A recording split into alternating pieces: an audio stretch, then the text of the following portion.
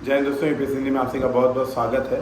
और जो लोग इस बार मेंस देने जा रहे हैं, चाहे आप यूपी पीसीएस का देने जा रहे हो, चाहे यूपीएससी का मेंस देने जा रहे हो, एक दो बातें महत्वपूर्ण है जो ध्यान में रखिएगा। खासतौर पे आप आंसर राइटिंग करिए। कई लोग अभी एग्ज़ाम दिए हुए, खासतौर पे आप देखेंगे अगर यूपी पीसीएस का तो 14 मई को एग्ज़ाम हो चुका था।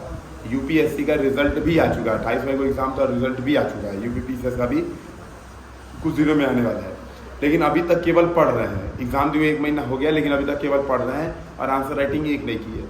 आज भी मेरी कई बच्चों से बात हुई है, अभी तक आंसर राइटिंग नहीं कर रहे हैं और डरे हुए हैं कि सर आंसर राइटिंग कैसे करें, समझ में नहीं आता है, हाथ नहीं चलता है। पहली बात ये हथवा चलाना पड़ेगा। देखिए, एग्ज़ाम आप टाल नहीं सकते हैं, एग्ज़ाम नहीं टाल सकते, तो ये बात ये समझिए कि आंसर राइटिंग तो करनी पड़ेगी। बिना किए आप जाएंगे नहीं। आप मन में कैलकुलेशन कर रहे होंगे तो होता ये है कि आप मन में सोचते हैं कि क्वेश्चन आएगा तो मैं ये लिख दूंगा, क्वेश्चन आएगा तो मैं ऐसे कर दूंगा, क्वेश्चन तो मुझे आता ही नहीं है। कई बार आप क्वेश्चन पढ़ेंगे तो आपको लगता है आपको आता ही नहीं है। तो ये सब जो दुविधाएं आपके मन में चल रही होंगी, जब आप आंसर राइटिंग करना शुरू कर देंगे, जब आप लिखना शुरू कर देंगे, तो आपको लगेगा कि यार इसमें से आधी दुविधाएं गलत थी। जैसे पहला एग्जाम्पल, कई बार क्या होता है, आपको पढ़ने से लगेगा प्रथम दृष्टया कि क्वेश्चन मुझे आता ही नहीं है, लेकिन जब आप सॉल्व करने बैठेंगे तो आपको लगेगा यार ये सब सारी चीज़ें मुझे आती हैं। लिखना शुरू कर देंगे, क्योंकि एग्जाम में आपको यूपीएससी में 150 से 250 ही लिखना है, यूपी पीसीएस में 125 शब्द से 200 ही शब्द लिखना है। तो अगर आपको 2-3 पॉइंट्स भी पता है, कुछ आइडिया भी है चीज़ों का, तो आप उसको आंसर क्रिएट कर सकते हैं। तो ये बात समझिएगा कि नहीं लिखने का कोई कारण नहीं होता है, उसको प्रॉपर आपको लिखना होता ही है आंसर में। कई बार आपको लगेगा कि क्वेश्चन आएगा तो मैं ये लिख दूंगा, ऐसा लिख दूंगा, ये वाले पॉइंट्स लिख दूंगा, ऐसे सारी चीज़ें लिख दूंगा। लिखने बैठेंगे तो समझ में आएगा कि वो पॉइंट्स में नहीं क्लियर है, वो पॉइंट्स होगा ही नहीं, उस प्रश्न की डिमांड ही नहीं थी। तो ये बहुत बड़ी प्रॉब्लम आएगी। इस बात को समझिए तो आंसर लिखने बैठिए। खासतौर पर बहुत सारे स्टूडेंट ऐसे हैं कि जैसे जैसे एग्जाम नज़दीक आएगा वैसे वैसे फर्स्ट्रेट होते जाएंगे, वैसे वैसे आंसर राइटिंग और उनकी छूटती जाएगी और वो अपने आप को मेंस की दौड़ से बाहर कर लेंगे। जितने लोग ये वाली हरकतें नहीं कर रहे हैं, आंसर राइटिंग कर रहे हैं, वो पक्की बात है मेंस की दौड़ में बने रहेंगे, आपका रिजल्ट आने के बहुत ज़्यादा चांसेस हैं। अब एक जो दूसरी प्रॉब्लम होती है वो ये प्रॉब्लम होती है कि सर क्या करना है, मतलब किस तरह से आंसर राइटिंग करनी है, किन चीज़ों पर ध्यान देना है। सबसे पहले जो ध्यान देने वाली बात है दोस्तों वो ये है कि 3 घंटे में आपको 20 क्वेश्चन अटेम्प्ट हो जाए। पहली ध्यान देने वाली ये बात है। यानी जब आपको एग्जामिनेशन हॉल में प्रश्न मिल रहा है, अच्छा मैं जब बात कर रहा हूँ एग्जामिनेशन हॉल की, तो मैं सितंबर की बात नहीं कर रहा हूँ कि आप सितंबर में पेपर दे रहे हैं तो एग्जाम में ऐसा होगा। उसके लिए मैं मेंटरशिप में डेली आपसे बताता रहूँगा, वो बात नहीं है। बात ये कि अभी जब आप टेस्ट दे रहे हैं तो टेस्ट को ये समझ के दीजिए कि आप एग्जामिनेशन हॉल में दे रहे हैं। और टेस्ट देते समय आपकी रणनीति क्या होनी चाहिए? रणनीति में सबसे पहली बात ये होनी चाहिए कि 3 घंटे में 20 के 20 क्वेश्चन मेरे अटेम्प्ट हो जाए। सबसे पहला टारगेट ये होना चाहिए। जनरली हम क्या करते हैं, हम टॉपर्स की कॉपी देखते हैं टॉपर ने तो ये भी लिखा है, उसने मैथ भी बनाए हैं, उसने पॉइंट वाइज चीज़ों को अरेंज किया है, सबसे अच्छे पॉइंट सबसे पहले लिखे हैं, खराब पॉइंट सबसे बाद में लिखे हैं। हम टॉपर्स की कॉपी देख के घबरा जाते हैं। टॉपर उस प्रोसेस को 3-4 साल 2 साल फॉलो किया है, तब इस लेवल पे आया है। आप अगर बिगनर हैं तो आपको कहीं ना कहीं वो रास्ता तय करके वहाँ पे जाना पड़ेगा, न कि डायरेक्ट जाएंगे। तो इस घबराने से बढ़िया जो मैं बता रहा हूँ वो स्टेप कि सबसे पहला टारगेट ये हो कि 3 घंटे में 20 क्वेश्चन अटेम्प्ट हो जाए, चाहे जैसे अटेम्प्ट हो, अच्छा, घटिया, बेकार, खराब, जैसा अटेम्प्ट हो, पहले तो 20 क्वेश्चन अटेम्प्ट हो जाए। सेकेंड टारगेट ये हो 20 क्वेश्चन के सारे पार्ट्स अटेम्प्ट हो जाए। जैसे एक क्वेश्चन में कई बार 2-2 पार्ट्स, 3-3 पार्ट्स पूछता है, तो वो दोनों पार्ट्स, तीनों पार्ट्स अटेम्प्ट हो जाए। ये हमारा दूसरा टारगेट होना चाहिए, दूसरा मेजर टारगेट होना चाहिए। तीसरा जो आपका स्टेज होगा, यानी 2 टेस्ट में आपको ये अचीव करना है। पहले टेस्ट में आपको क्या अचीव करना है, पहले जो 20 क्वेश्चन का टेस्ट देंगे उसमें ये अचीव करना है कि 3 घंटे में 20 क्वेश्चन हम लिख लेना, टच कर दें 20 क्वेश्चन। सेकेंड टेस्ट में क्या करना है, आपको ये करना है कि 20 क्वेश्चन के जितने पार्ट्स थे सबको टच करना है, एटलीस्ट सारे पार्ट्स के बारे में 1-2 पॉइंट लिख दें।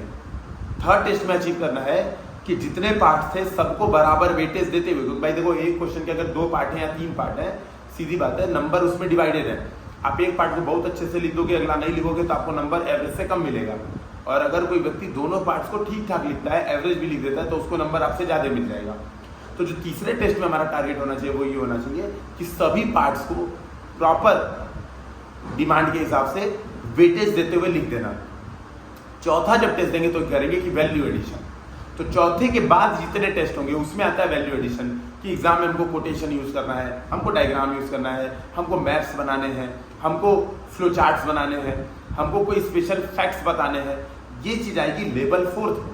इस बात को समझिएगा, आपको लेवल के हिसाब से चीज़ों को करना है, ना कि डायरेक्ट कूद के काम करना, ये बात ध्यान रखिए। फिर जब आप आंसर राइटिंग करते हैं तो कोशिश ये कीजिए कि अपने आंसर में फैक्ट से बताइए चीज़ों को। तो कुछ चीज़ें जो मैं बता रहा हूँ आपसे, वो आंसर राइटिंग की जो इंपॉर्टेंट चीज़ें जो आपको मेंस में ध्यान रखनी है। दीपक रावत सर ने बताया था रिग फार्मूला, RIG फार्मूला उन्होंने बताया था, वो बहुत बढ़िया फार्मूला था, रिग, ठीक है।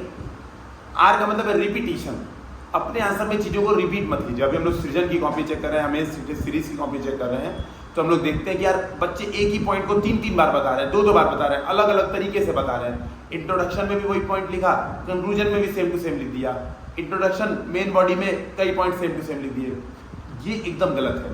एग्जामिनर के ऊपर बहुत निगेटिव इम्पैक्ट जाएगा। उसको लगेगा यार आपको चीज़ें नहीं आती हैं, आपको अंडरस्टैंडिंग नहीं, आप एक ही बात को केवल और केवल क्या कर रहे हो, लिख रहे हो। तो रिपीटिशन कभी मत कीजिए, ठीक है। रिपीटिशन एकदम मत कीजिए, बहुत ज़्यादा नुकसानदेह होता है आपके आंसर में रिपीटिशन करना। हम लोग जब ध्रुव बैच में जब पढ़ा रहे हैं, जो ध्रुव बैच में हम लोग सामने से चीज़ों को पढ़ा रहे हैं, सामने से बताते हैं, तो हम लोग यही कराते हैं, है ना। जिससे कई लोग कमेंट कर रहे थे कि सर ध्रुव में भी कराते हैं। पहले आपको जनरल आंसर सिखाते हैं, फिर आपको वैल्यू एडिशन बताते हैं, फिर आपको डायग्राम्स बताते हैं। तो ध्रुव बैच में सारे स्टेज फॉलो किए जाते हैं। इवन हम लोग ये भी बताते हैं ध्रुव बैच में कि देखो ये क्वेश्चन की डिमांड है, रिपीटिशन नहीं होना चाहिए। जो रिपीटिशन वाला बता रहा हूँ ध्रुव बैच में, इस पर भी फोकस किया जाता है। तो जैसे कई लोग का डाउट था कि सर ध्रुव बैच में ऐसा करवाइए, वो करते हैं हम लोग। इसी तरह से जो जी है, जी का मतलब है जनरल।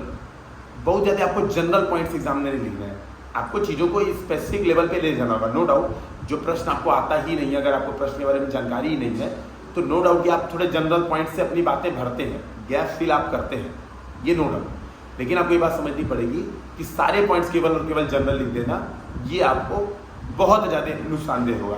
तो आपको ये बात समझनी पड़ेगी कि जनरल पॉइंट से बजाय स्पेसिफिक पॉइंट। स्पेसिफिक पॉइंट कैसे आएगा, थोड़ा डेटा के साथ आएगा, ठीक है, थोड़ा डेटा के साथ आएगा। थोड़ा आप कह सकते हो कि आपको क्या कहते हैं, कुछ कोटेशन से आएगा स्पेसिफिक पॉइंट, किसी इंस्टीट्यूट के डेफिनेशन से आएगा स्पेसिफिक पॉइंट। ये चीज़ें समय साथ मैंने जो लेवल 4 बताया उसके साथ आएगा।